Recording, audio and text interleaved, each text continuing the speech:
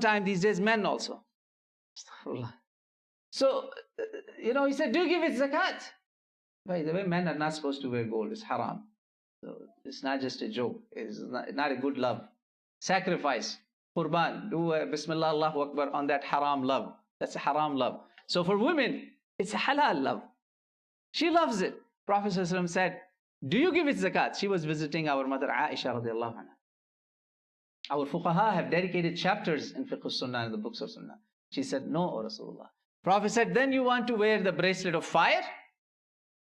So she didn't have even a second to think. Immediately she sacrifices her love for that gold, that bracelet. She takes it off. She says, oh Rasulullah, give it to the poor.